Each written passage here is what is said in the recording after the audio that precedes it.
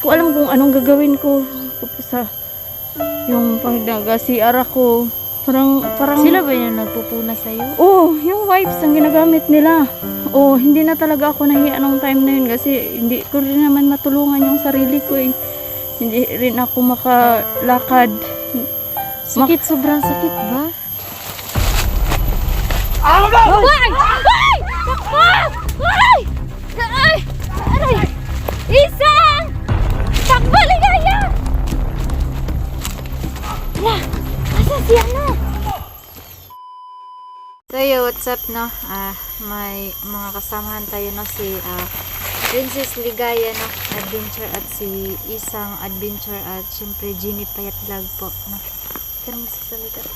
Magandang hapon mga ka-idol. Nandito naman po nga kami sa bundok po para mag-explore po at panibagong mission naman po ang aming gagawin mga ka-idol. So sana po sabayan nyo po kami sa aming pag-explore po ngayon mga ka-idol. Siyempre ngayon po hinihingal pa ako. Oo nga, sa pag-akyat natin punta dito. Ngayon mga pala mga ka-idol, kami pa lang po mga babae po ang nauna po dito sa location po kung saan po kami magkita-kita po ng Team Warriors po. Nga pala po, i-shoutout pala natin ang ating mga team. Shoutout pala natin yung bagong team namin no, Sanshi Warriors. Ayan. Salamat Shoutout po sa inyo. Salamat po sa suporta. Salamat din po ma'am sa tiwala po na binigay niyo po sa amin po na kami po yung napili pong team ma'am and sir. Thank you po sa inyo po. Sana po bigyan pa po kayo ni Lord ng malakas na pangangatawan at marami pa po kayong tulad namin na matutulungan po. Maraming salamat po ma'am. At ngayon na mag-explore kami no, kami lang sa ngayon mga babae no, sana manatili kayong subaybayan kami no at ipagdasal kami sa exploration namin ngayon no. Salamat sa walang sawang pagsuporta sa aming iba't ibang channel no. Ayan po. Oo nga pala mga ka-idol, ngayon po is hindi pa po namin alam kung sa location po na pupuntahan namin is nandoon na rin po yung yung boys ka-team warriors po. So mga ka-idol, hindi pa namin nakikita po sila Kilvin po mga ka-idol. So ngayon po, tara. Samahan niyo po kami mga ka-idol. Pray niyo lang po kami mga ka-idol. Update namin kayo mamaya po. God bless. Thank you. Bye. Huwag kang masyadong malayo Isang.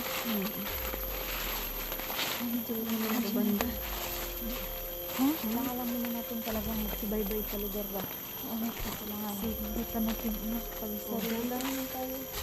Kaya na nga mga ka-idol, kasama ko nga po pala ang mga kasamahan ko po sa Team Warriors po mga ka-idol. Siyempre po, sana po dito sa location po na tinuturo po sa aming team po. Dito na po yung mga bus natin sila. Pinuntahan namin mga kasama.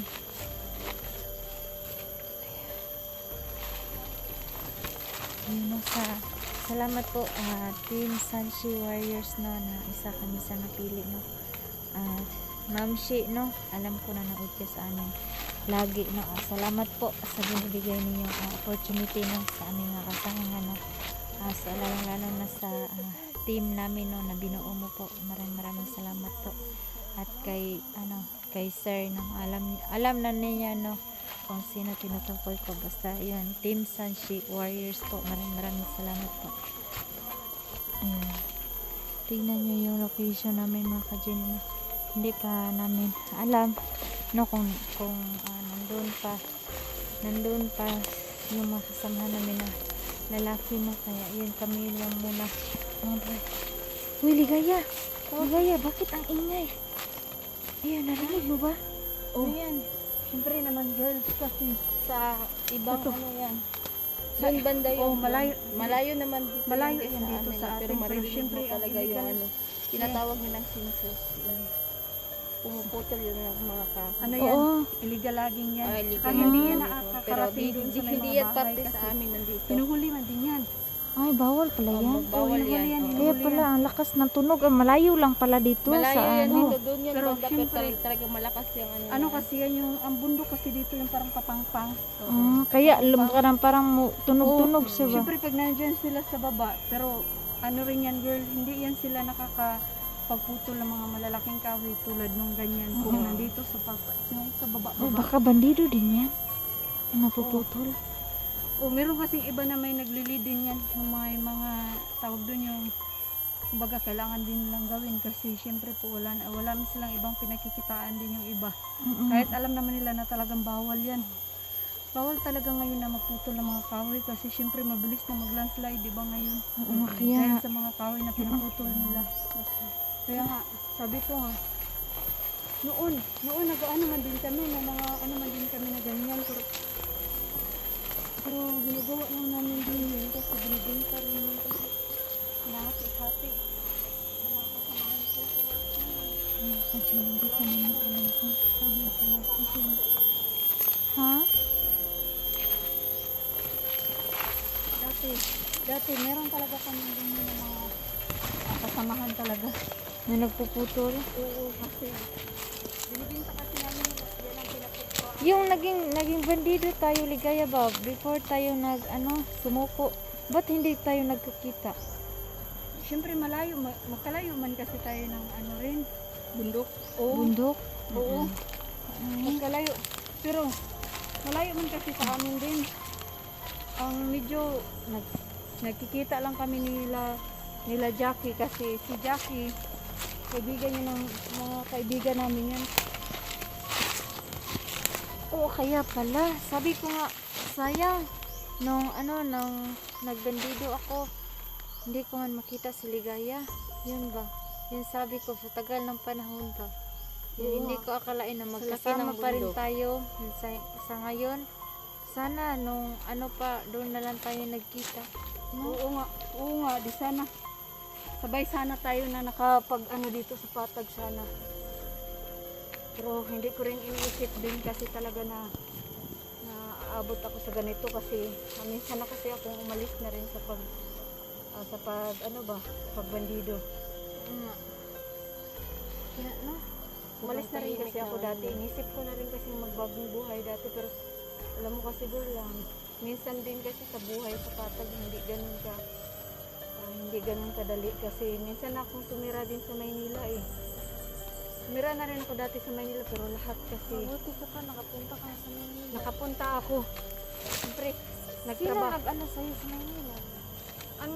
Sumama lang ako sa recruiter dati. Meron kasi mga nag-recruit ng mga babae.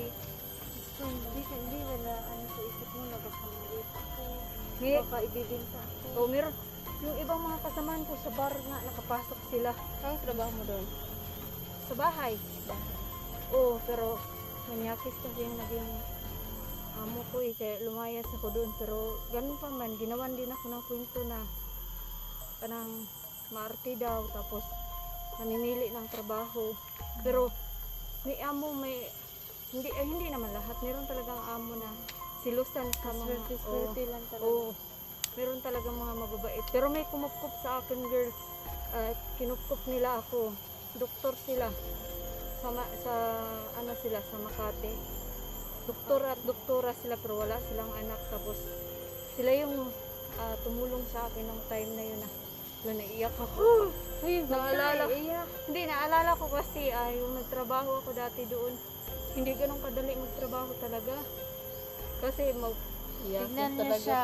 hindi. Mga kasinid talagang iiyak talaga Hello, si walang ano. ganyan. Na yan. Iiyak talaga si Ligaya. Hindi, honest, sa mga nagtatrabaho, yung akala nila madali lang magtrabaho, pero mahirap talaga. Oo nga. Siguro Ayun, kung naramdaman sa mga ko iba naman na yung hindi ano mo. nakaka-relate na syempre kung magtrabaho ka, hindi ganun kadali na. Hala. Ano ba yan? Parang may mga tao. Ayan. Ano rin kayo? Halika, Ligaya.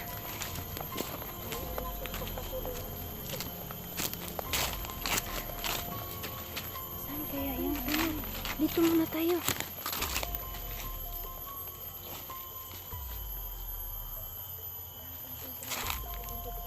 Oo, wag kang dyan. Dito lang tayo magpaano muna. Ang laki ng kinig mo.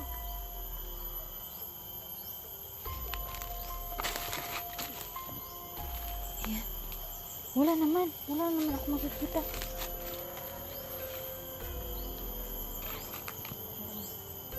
Hindi talaga Dito muna tayo. Halika, dito ka. Aray ko. Pag-unahan mo na natin baka yung sino. Hinig na yun narinig natin. Sabahan na natin. Baka may bahay sa unahan.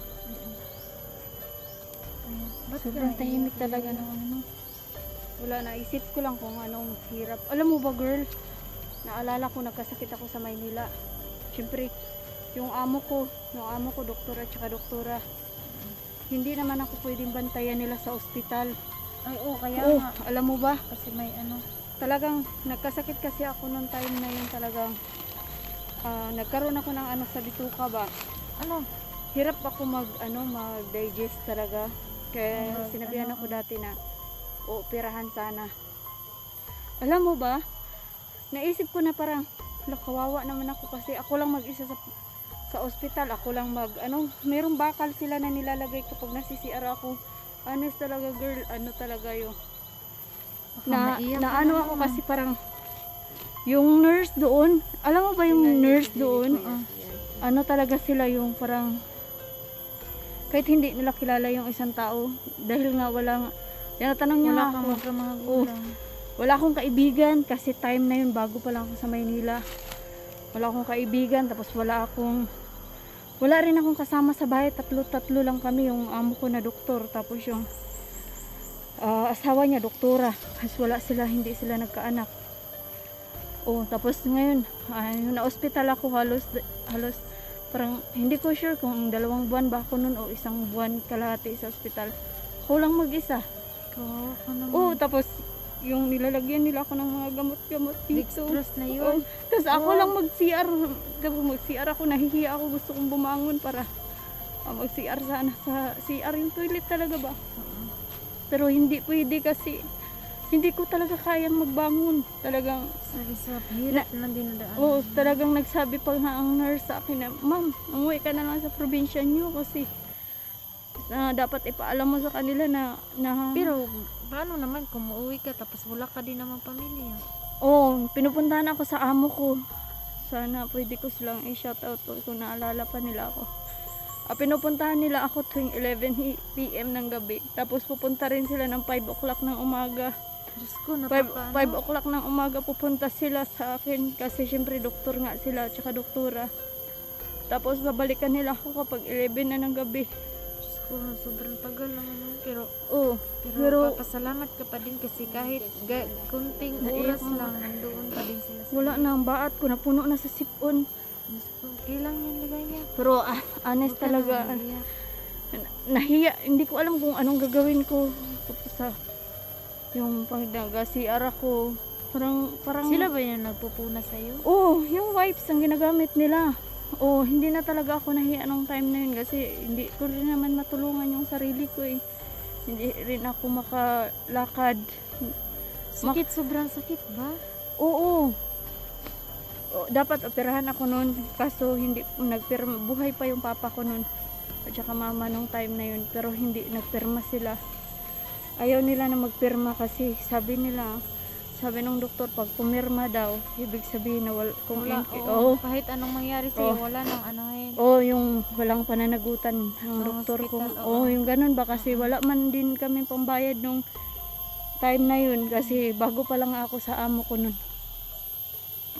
Tapos sabi nila na na kailangan magpa-opera ka kasi pero bago ka operahan kailangan. Yung bago ka nagkaganyan, may sintomas ba yung before yung nangyari sa'yo na sobrang na-atake na yung sakit mo? May ano bang sintomas ba nung sakit ba ulo mo? Ano ba masakit sa iyo? Sobrang sakit ng tiyan. Tiyan lang? Kasi sabi ng doktor yung small intestine ko daw, yun yung nagkaroon ng bara. Tapos mahina talaga ako mag-digest noon dati. Minsan sa 2 linggo. Kaya nga pala. Minsan sa 2 linggo, minsan sa 1 linggo, 1 beses lang. Buti ka pa nga sa akin ngayon. 2 linggo, minsan hindi. Ganyan ang sa akin. Tapos, dahil nga, sabi ko nga sa inyo, doktor nga yung naging amo ko, gilisir nila ako. Sakit ba yung lisir? Masakit, Dilisir. Wala ba yung anesthesia? Hindi, ginaganon na yan sa tiyan mo. Yung pag ganun lang yan sa tiyan. Parang kuryente ba? Yung ginaganon sa tiyan. Diyos ko. Oo. Tapos, kung time na yun, wala naman ako maisip pa na pwedeng hindi naman ako pwedeng magsabi na wag kasi gastos lang. Pero, pero nagpasalamat pa rin ako kila doktora at saka sa doktora na tumutulong sa akin ng time na yun. Dahil kung hindi rin dahil sa kanila is wala rin ako ngayon. Talagang, Buti, pero yung pinagdadaanan mo yung sobrang hirap ka pero ngayon hindi na ba? oo, kasi simula nung madalas din nila ako pinainom ng gamot, tapos yung mga gamot talaga na binibigay sa akin ni Dok, talagang sobrang maganda gamitin. Tapos ginawa sa akin, girl, iniinom ko sa isang araw na Dulcolax 4. Ko. Dalawa sa Magkano ang umaga. dosage niyan sa isang tablet? Parang 50 man siguro yan. Kalimutan ko na kasi, matagal naman kasi yun. Tapos ang ginawa sa akin, 2 Dulcolax sa umaga, tapos 2 Dulcolax sa gabi. Tapos samantalang ang regular na dapat isa lang. Tapos ginagamitan pa ako ng suppository, girl, yung pinapasok sa puwet. Uy, yung daw yan? Oh, yung parang gel, yung ginapa-ice pa namin yan para may iba kasi na bilog kasi yun, bilog na may puti, parang Tapos daw sa puwet mo. oh. Masakit ba yan? Hindi, kaya madulas lang siya. Yun ang ginaano sa akin ni Doc. Sa isang, naman, 2 beses din ako nagpasak niyan. Sabi ko nga, naisip ko nga ngayon na maswerte pa rin ako kasi. Ano yan? Ulanin na. Ayan. Magpapahinga muna tayo. Maswerte pa rin ako kasi naisip ko na siguro kung hindi rin sa mayroon kasing isang tao na tumulong sa akin, tawag ko sa kanya Mama Day, kasi siya yung talagang kasambahay talaga nila Dok. Talaga sila talaga ang kasambahay nila Dok talaga nung time na yun. Tapos siya yung nagtulong sa akin, sabi niya na isama niya daw ako sa bahay na tinatrabahuan niya, pero lang siya magtrabaho doon tuwing Friday lang, at saka sa Biyernes, Sabado, Linggo siya magtatrabaho. Tapos sabi niya kung gusto mong tumira doon, sasabihin daw niya kay doktor na na kung pwede ako doon, na ako lang mag muna sa bahay, maglinis o kaya magluto, ganyan. Tapos time na yun, syempre nanibago man kasi ako doon sa Maynila. Hindi ko kaya, parang nakakapanibago yung bigla kang maalis sa pamilya mo. Wala kang ganang magkain, tapos Ganun talaga ako. wala akong ibang ginawa kundi mag-iyak na mag-iyak. Talaga. Hindi ko akalain na Ligaya! Ano ba yun? Tara.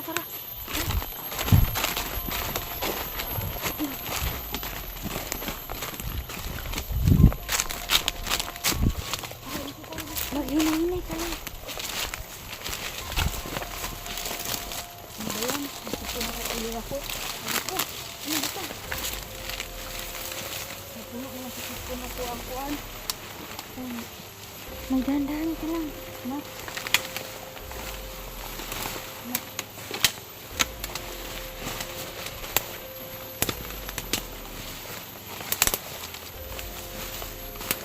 Diyan ka.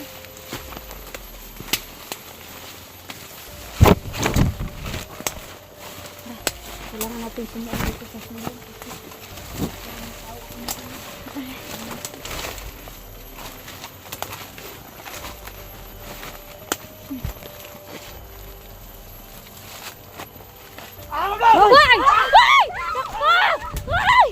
Ay! Aray! Isang! Takbo, Ligaya! Hala! Asan si ano? Ano yun? Hala! Asa si Isang? Hindi ko alam kung nasaan. Nasaan na ngayon? Nandun si Isang! Takbo, Isang! Dito tayo!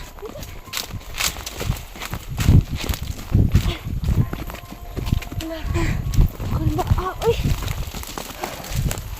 Sino ba yun? Ayun sila. Ha? Sobrang gulat ko, nakalimutan kung may baril pala ako. Kaya nga.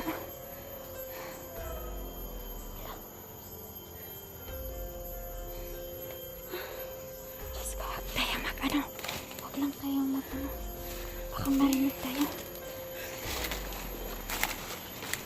Ayan. Sige lang, titingnan ko.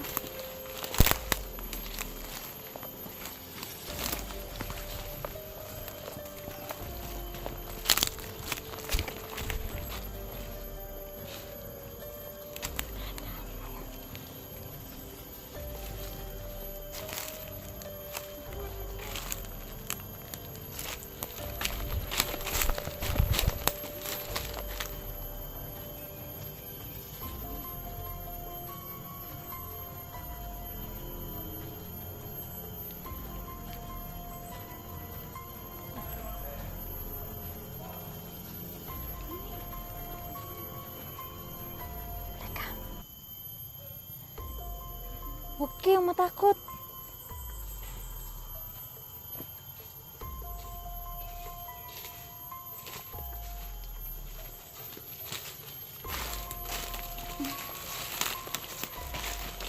Wala ka ng tao sa loob.